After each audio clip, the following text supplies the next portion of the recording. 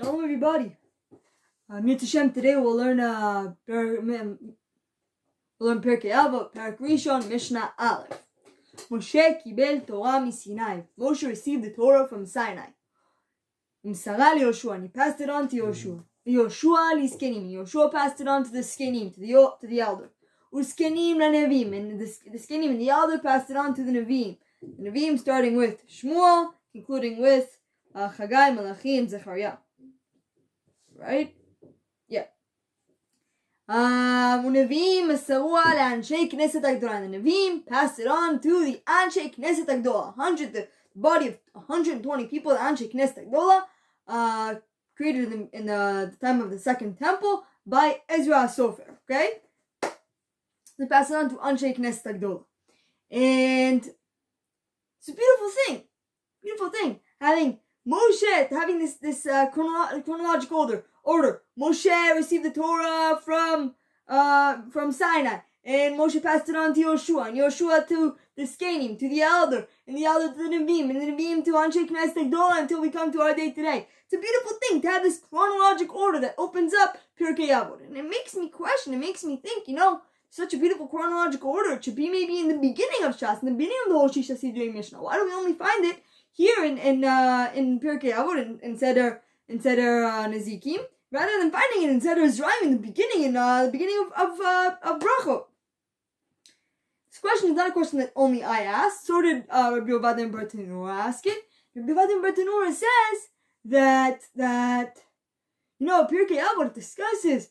We talked about this in our introduction. It discusses the mitzvot, and it doesn't discuss specific mitzvot or specific things that are written in the Torah. It discusses the whole idea of the ethics of the Jewish people. It discusses the ethical way of the Jewish people. And he says, so just as every other nation has their own ethics, has their own ethical way, then we also have our own ethical way. And our ethical way starts from Sinai, not like any other ethics. Some people's ethics starts, this is today's ethics, or this month's ethics, or this year's ethics, or the past century's ethics. Rather, our ethics, they start all the way from the time of Sinai. And that's why this is here. That's why in the beginning of pirkei avot we read this to remember that our nation, our ethics nation, the ethics of our nation start all the way from the time of Mamad Har Sinai. Start all the way from Mamad Har Sinai. And then Meiri, in his introduction to pirkei avot, also he says, why do we discuss this as well? He says, why do we need this introduction of Moshe kibel Torah from Sinai, Moshe received the Torah from Sinai? And the reason that the Meiri says is that because people might think, why do we need to learn about ethics? This is such an important thing. Why is this what we're concentrating on? Why is this what we're focused on? And he says that in order to deny that and to make sure that nobody chas v'shalom thinks that ethics are not important, learning pirkei avot is not a priority. He says we start with Moshe kibel Torah Sinai. You should know that these words are from Sinai. And the Mishnah continues and says, those Anshei Knesset HaGdolah amru shlosha devarim, said three things. So Anshei Knesset HaGdolah said three major things.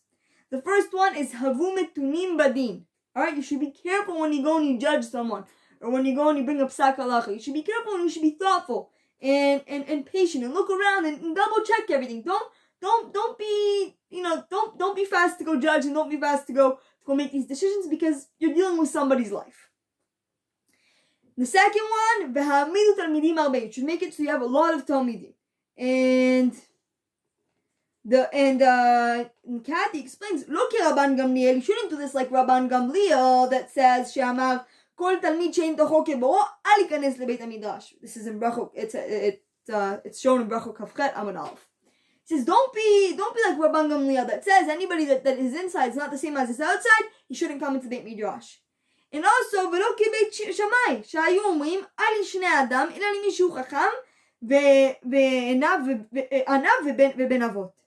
And also, don't be like Beit Shammai that says that the only person that can come into my Beit Midrash is someone that's a chacham, or an anav, or a son of a talmid.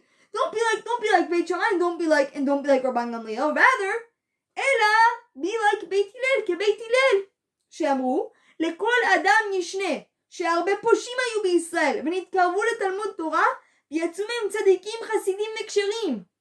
let everybody into your Beit Midrash, because there are a lot of pushim, there are a lot of sinners out there, that they came and they learned a little bit of Torah in the Beit Midrash, and they became great tzaddikim and great chassidim. They became great and amazing people. So you should let everybody into your Beit Midrash.